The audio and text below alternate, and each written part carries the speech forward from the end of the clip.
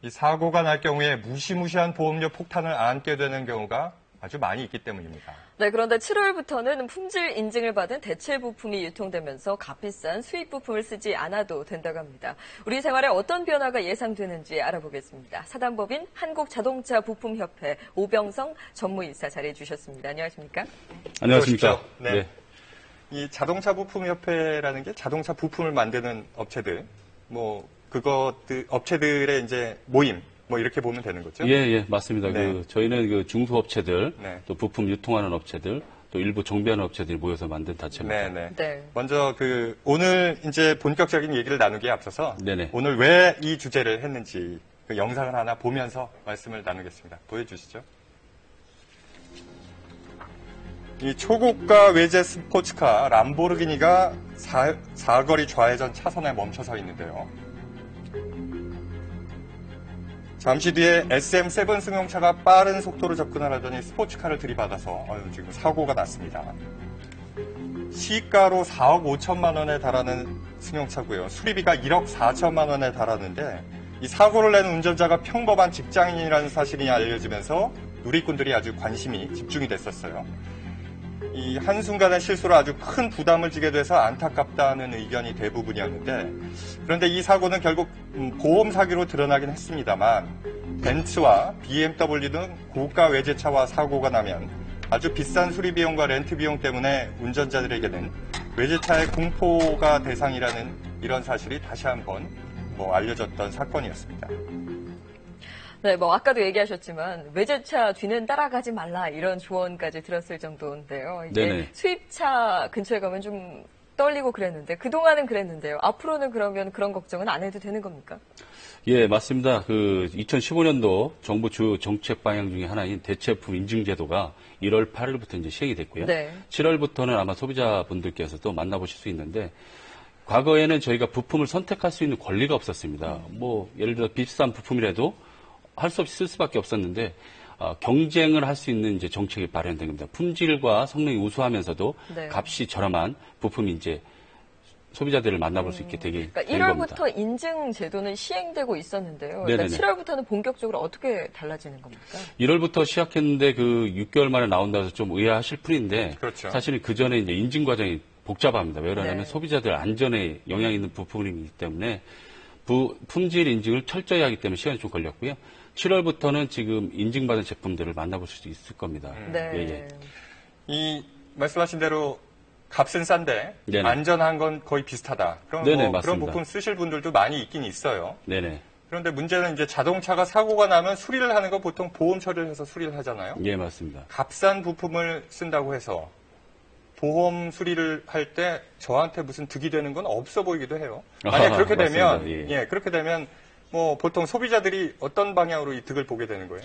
근데 지금 말씀하신 게 맞는데요. 아무래도 그 소비자들은 자기 호주머니에서 나가는 게 아니라 일단 보험사가 네. 지급을 해주기 때문에, OEM이라는 순정 부품을 선호할 수 있죠. 비싼 부품을. 근데 중요한 것은 한 가지 간과하지 않는 게 있는데, 제가 차를 제가 박았던 차값에 영향을 주게 되겠죠. 차는 수리를 해주지만 제 값이 차가에 보상은 안 해주고 있거든요. 근데 중요한 것은 지금 현재 저희가 진행하고 있는 것은 소비자한테 저렴한 부품 값만큼 리턴을 해준 겁니다. 예를 들어서 100만 원짜리 부품을 교환했을 때 네. 대체 부품이 지금 형성된 가격이 50% 정도 보면 될 것 같습니다. 그래서 네. 40에서 50% 정도 저렴한데 네. 그 차액 부분을 소비자한테 돌려주는 거죠. 그러면 아. 20만 원 정도, 20%면 20만 원 정도 혜택이 오는 게 되는 거죠. 그러니까 어떤 부품이 됐는지 정확히 모르겠습니다만 외제차 같은 경우니까 부품이 되게 비쌀 거 아니에요. 맞습니다. 그러니까 뭐 하나 바꿔도 100만 원이 넘는 가격이 있는데 네네. 대체 부품을 하면 한 50만 원 정도 이렇게 싸집니까? 지금 현재 저희가 유통업체들이라는 제조사들 저희가 리스트를 받았는데요. 네. 지금 현재 국내의 외제차는 한 50에서 60% 정도 가격선을 네. 유지할 걸로 보고 있습니다. 사실 그간 이 외제차 어떤 외제차종은 이 차값으로 돈 버는 게 아니라 이 부품값으로 돈 번다 이런 얘기도 있었거든요. 이게 사실입니다. 그동안 그만큼 많이 받아왔다는 거죠. 한 2배 정도라고 생각하면 됩니까? 그동안에 많이 받을 수밖에 없던 거는 우선은 저희가 경쟁 제도가 없습니다. 네. 그러니까 소비자는 많은데 경쟁자는 없다 보니까 가격이 높이 받을 수밖에 없고요. 두 번째는 유통고지에 좀 문제가 있겠죠. 네. 왜냐하면 유통구조가 다단계로 돼 있다 보니까 아무래도 그 중간중간에 그 유통하시는 분에서 마진이라는 부분을 가져가다 보면 결국은 높아질 수밖에 없는 구조로 되어 있습니다. 네, 앞으로 이제 어떤 대체 부품을 사용할 수 있는지 많이들 궁금하실 것 구체적으로 같은데요. 좀 말씀해 주세요. 네, 저희가 종류를 좀 설명해 드리겠습니다. 네네네. 네. 우선은 그 초기에 이제 저 그림에 나와 계신데요. 저기 저 보이는 범퍼라든가 네. 본네트, 등화장치, 팬더. 그래서 총 40종을 이제 우선적으로 만나보실 수 있고요. 네. 물론 이 부품은 안전에 큰 영향을 미치지 않는 부품이 되겠고요. 하반기에는 우리가 실생활에 많이 소요가 되는 에어필터, 오일필터, 그리고 엔진오일, 네. 그리고 벨트 종류를 만나보실 수 있을 겁니다. 이런 게 이제 점점 많아진다는 거죠. 종류가- 앞으로. 예, 그렇습니다. 예. 네.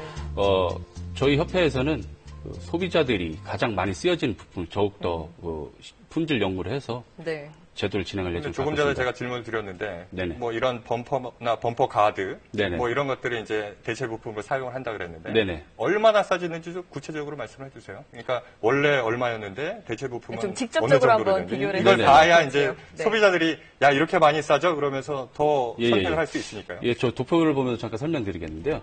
지금 현재 저희가 하얀 글씨가 현재 OEM이라고 하는 그 딜러사에서 판매하는 부품 가격이 되겠고요.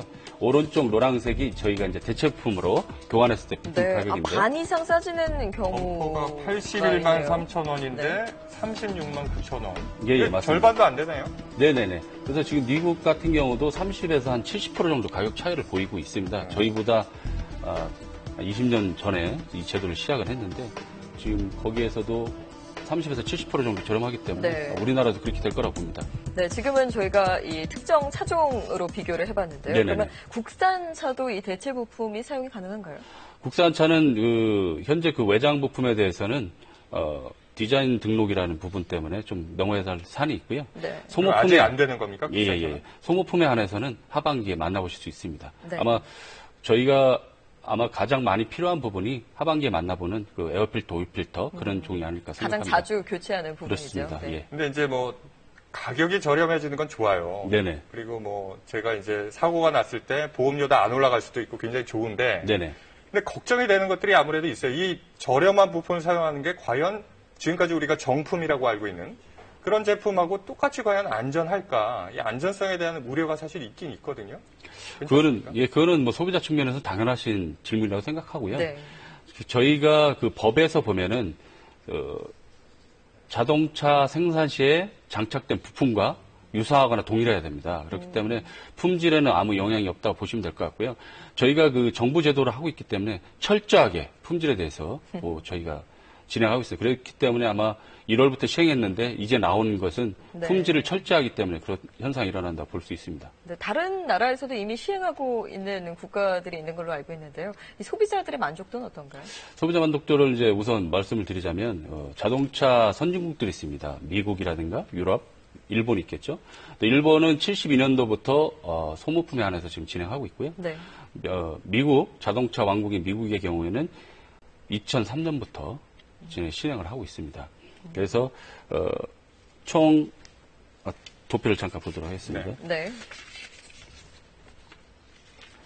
죄송합니다. 미국 같은 93년도부터 2012년도까지 해서 총 5,160만 개의 인증 부품을 판매를 했고요. 소비자 만족도를 보면 이제 불만율이라고 하지 않습니까? 불만율이 0.035%밖에 안 됩니다. 아, 대다수가 만족했다라는 그런 예, 결과가 예. 있군요. 예, 맞습니다. 우리 소비자들도 그러면은, 그렇게 네. 만족했으면 좋겠네요. 그런데 만족은 할 수 있는데 사실 이런 문제가 나오면 또 하나 걱정되는 게 네네. 가짜 부품들이 이게 마치 대체 부품처럼 이렇게 막 돌아다닐 가능성이 네네. 굉장히 많거든요. 뭐 그런 거 막을 방법은 강구를 하시면서 하시는 거예요? 예, 맞습니다. 저희도 가장 염려했던 부분이 뭐냐면 대체품을 속여서 짝퉁 부품들이 이게 제일 유통되는 걱정되는 거거든요. 그래서 저희가 가장 심혈을 기울였던 부분이 두 가지인데요. 하나가 품질, 네. 두 번째가 유통 방지하는 실입니다. 그래서 저희가 실링이요? 실링인데요. 아, 예. 홀로그램뿐이 아니라 저희가 암호화를 섞어서 이력을 추적할 수 있는 기능. 아마 국내에는 처음 위조지 패쳐 막는 것처럼 이렇게 실링을 뭐 홀로그램 만들어가지고 이제 붙이신다는 거죠. 예, 말씀을 알겠습니다. 드리자면 이제 딜러들도 하지 않는 새로운 네. 제도가 도입되는 거니까 그렇군요. 염려하셔도 됩니다. 네, 앞으로는 이제 실링 잘 확인하고 예, 맞습니다. 대체 부품을 값도 사용하면 싸고 되겠습니다. 뭐 성능도 좋다면 더할 나위가 없겠습니다. 예, 맞습니다. 네.